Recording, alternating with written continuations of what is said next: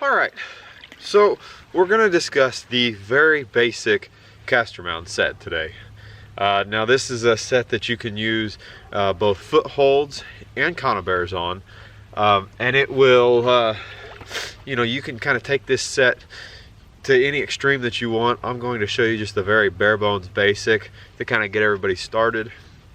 Today I'm going to use a foothold. That's my preferred method.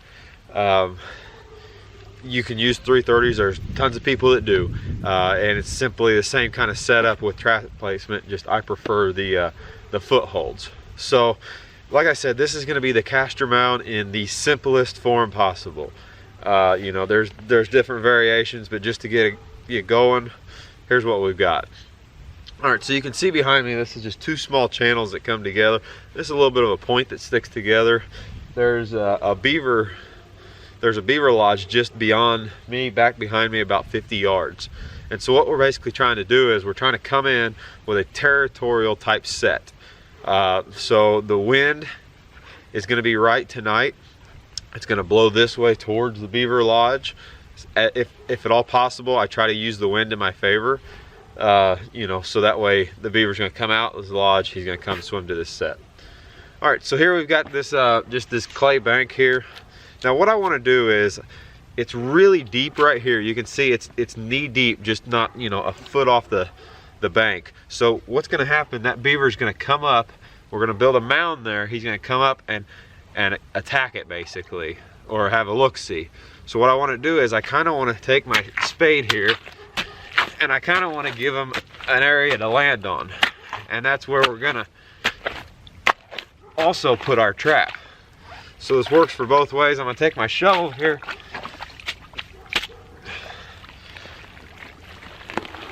I'm going to get that big mound of dirt. I'm going to set it just right there.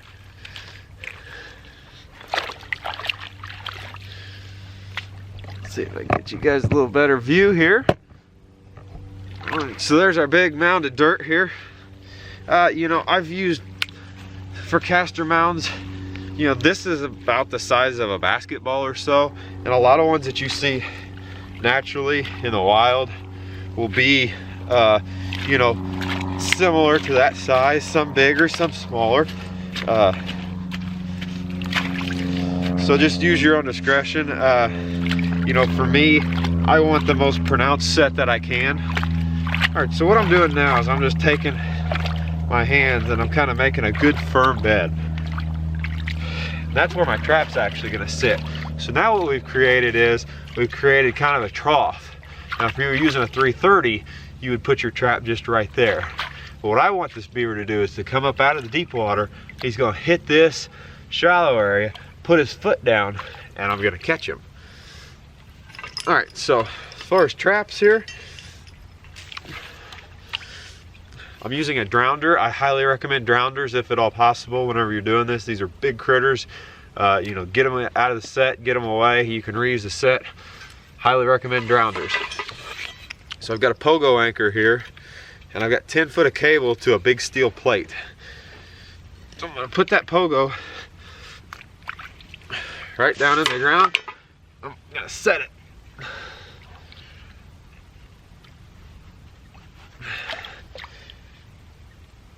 Sometimes in this real soft stuff, sometimes it takes a couple of tries to set that pogo. Using 2-inch pogos, but like I said, we're in this is more of a swampy marsh type of situation. Oh yeah, okay, so that's set now. That's a good deal. All right, so off of 10 feet of cable, I'm running a cam lock to my trap. Let me grab my setters here. I'll tell you what, these MB 750s, they're a beast of a trap. They're a good beaver trap, but I still can't set them by hand. All right, so we're gonna take our trap here. I'm gonna set it. So I run pretty high pan tension. You know, 3.5 to 4 pounds. And what this does is this gets me the animal completely committed, and it also kind of sometimes keeps away some of the coons and other things that will, you know, mess with your set. All right, we'll bring that trap down to night latch. It's a big trap there. So what we want to do with that trap is we want to offset it just slightly of the hole that we've made. I'm going to put that down in there. I tend to run my traps, you can run them 12-6, you can run them 3-9. For some odd reason, I just seem to run them like 10 o'clock to 4 o'clock, 11 o'clock, 5 o'clock situation. I just naturally always go for the right foot catch. I don't know why. You know, it's no big deal which way, but the big thing is to get that trap set firm. So you can see I'm really working it down in there. That's a nice firm set. There we go. We've got about 1 inch of water over this trap. As that beaver's coming up into this mound, he's gonna put his foot down, he's gonna get caught. So we always want to shoot for a front foot catch here. Reason being is, if we do miss that front foot, we've got a chance that as he crawls up onto this mound, we'll get him by his back foot. All right, so nothing left here but to throw our grounder weight in. So like I said, I got the cable here.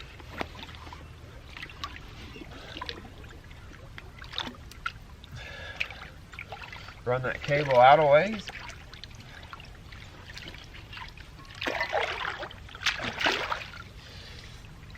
Now a general rule of thumb that I try to use is that you can drown a front foot caught beaver in knee-deep water.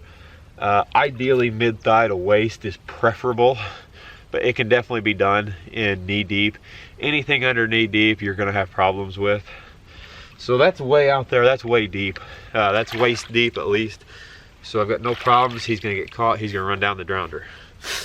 All right, so final thing here, we can kind of clean up this mound a little bit, we can slick it up. Ones that you see in the wild will always be slicked up a little bit. If I'm in an area with timber, a lot of times, I'll take a couple of green sticks, use them for eye appeal. This situation, I don't really have anything, I'm just out here in a swamp. But I do like to still find something. This is some old rotten willow. I'm just gonna take it, I'm still gonna put an X, and that's what's gonna hold my castor. So this is simply castor and oil glands from a beaver that's not of this area that I've ground up and I've put glycerin in. Mixed it together and made kind of a paste. And all I'm gonna do is just take a little bit of that paste and I'm gonna set it right there on that X. It doesn't need much. Beavers have excellent senses of smell. So there we go. Now, like I said, you can take this set and you can do all sorts of stuff you want. You can you can use guiding sticks. You can really make it over the top if you want to. But this is just a very basic set. And like I said, for the most part, I try to keep stuff really simple. The way I build these with the troughs, it doesn't really need a lot of guiding.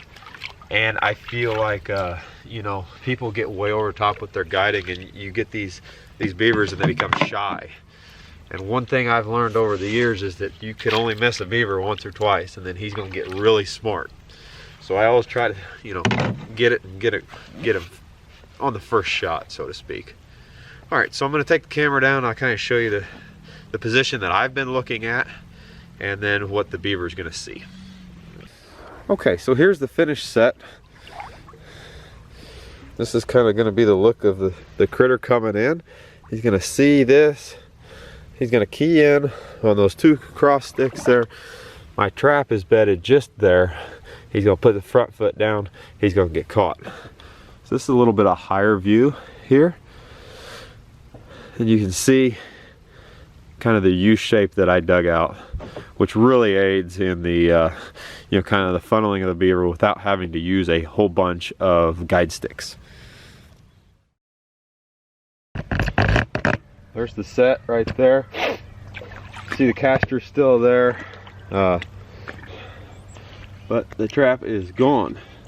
So let's follow the cable back up here and see what we got.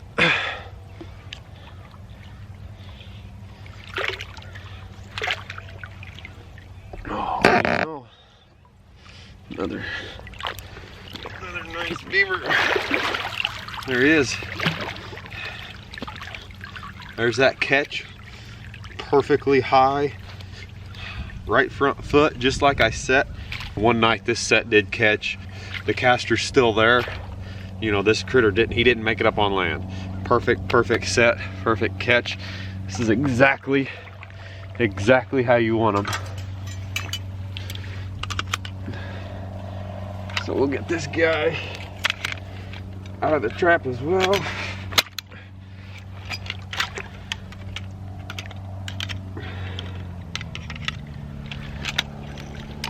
That's why I like using this kind of stuff, guys. Simple sets, you hit them on the first go around, you ain't got to mess with educating them. There he is right there. Oh, that's a good beaver too. Those are two over 50 pounds. All right, let's reset this sucker.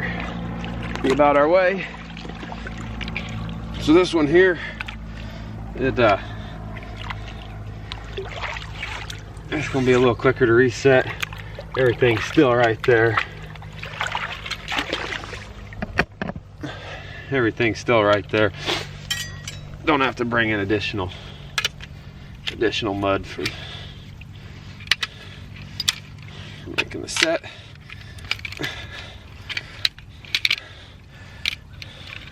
Set this trap again.